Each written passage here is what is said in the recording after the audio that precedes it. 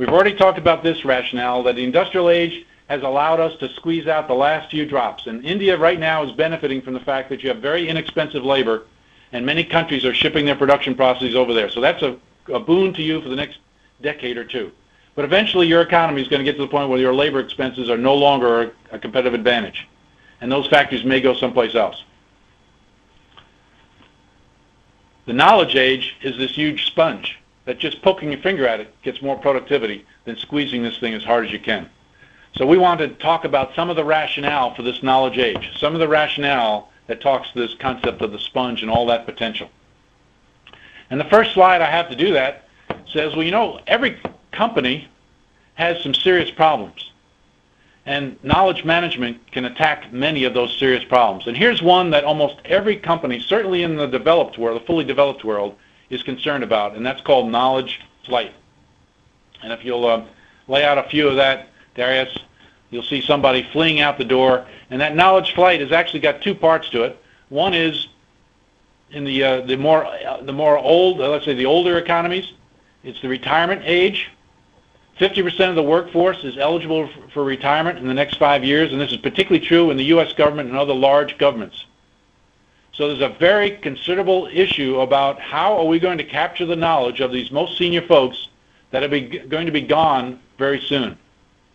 So that could be one of the things that drives knowledge management in your organization, solving that problem.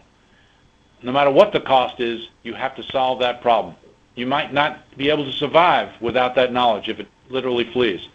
In other economies where it's not so dependent on the old age fleeing out the door to retirement, there's a high turnover, and I know that to be true in India. So when somebody stays with your organization for 1 or 2 years and then moves on to another one, you probably have a higher percent turnover in any given year than the numbers that are indicated by these retirement figures. 50% turnover in 5 years is not unusual for a company, for some of the companies I've talked with in India and some of these other rapidly developing countries, the companies in those rapidly developing countries. So this could be a critical issue that needs to be solved now, and it certainly has to do with knowledge. The next slide is a very powerful slide to show the importance of knowledge management. In the lower left-hand corner, well, first of all, let me point out the axes. The axes start on the left-hand axis as now and the future. Now, and up at the top is the future. And the bottom axis says, here's knowledge, and on the other side of that blue line, you got a little ahead of me there on the simulator, maybe the, are you clicking, Darius, or did I take the animation out of that? I don't know which. Anyway, if you could back off one on the animation, Darius, please. There you go. That's good, right there. That's fine. On the right-hand side, across the blue line, is where the strategic planners do their work. So the knowledge manager is over on the left-hand side of the blue line, and the strategic planner is on the right-hand side. And the strategic planner is very interested in what our company can do. And the link between knowledge and the strategic planner is the knowledge strategy link. In other words, what your company knows enables it to do something. Do you see that connection? Now the strategic planner also is to look out 3, 5, or 10 years, depending on your time horizon, and come up with a box on the upper right-hand corner. And that upper box in the right-hand corner says what your company must know. Now the difference between what they must know and what they can do is the strategy gap. And that's what they spend their time on. How are we going to close that gap? But now that you have a knowledge perspective, you realize, whoa, there must be an upper left-hand quadrant to this diagram, which surely there is. And the upper left-hand quadrant of this diagram says what your company must know.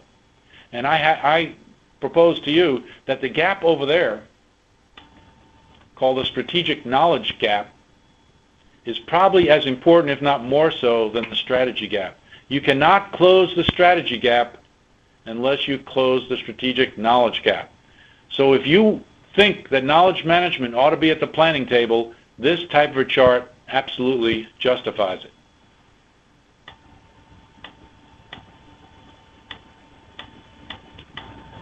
I think the next slide, okay, I think I'm missing a slide here. I think, Darius, could you take a look and see if there's a slide that talks about, Just give me 1 second. And Liz. Yeah. If I don't have it in the hard copy, I will. I can talk to it verbally. But I thought I had. Yeah. Okay. Right after that knowledge strategy, the gap analysis, there was another slide. Okay. Now go one more slide. Go one more slide beyond that. Okay. Okay. There's a slide missing. I will talk to it. This is based on some, not that slide, but you can leave that one up there, or you can just go to a blank screen. Would be just as good. You just go to me, maybe that would be just good. Just get him. I'll get you on video. Okay. This is based on some research that was published in Harvard Business Review almost 2 years ago now.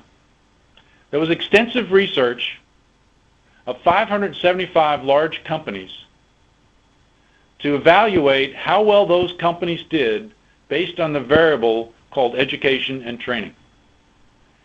With very large companies, you're able to go into the Securities and Exchange submissions and uncover a line item called education and training. And they compared, without making any sense as to whether or not people were efficiently spending the money on education and training, which of course would be one level deeper, but they were able to just look at the amount of monies that people were spending on education and training and their eventual outcome. And they proved a statistically significant improvement in those companies that are investing in education and training in terms of their outcome. They said, quite frankly, that this supports much prior research. It was just another one in a long series of research that said that investing in your people is an important thing to do.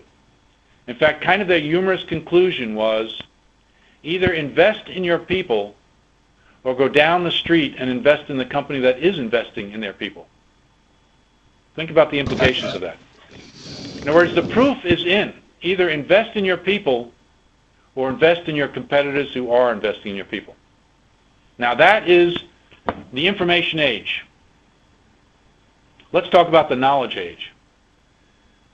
If I were to ask you how much learning takes place in formal education and training, the answer would be, based on various research projects, somewhere between, and this may be a surprise to you, 10 and 30%. Between 10 and 30% of your learning for the job comes from formal education and training. 70 to 90% comes from on the job. And if I had my picture in front here, you would see the difference between a picture of me talking to you, teaching you some of the rudiments of knowledge management, and then you going back on the job and actually doing it. You're involved in communities of practice, they're collaborating, they're collecting the results of that collaboration, putting it into knowledge bases, making it available for the next person. That's where 70 to 90% of learning takes place. That's, first of all, be sure you understand what I'm saying by the following. Knowledge management impacts the entire organization.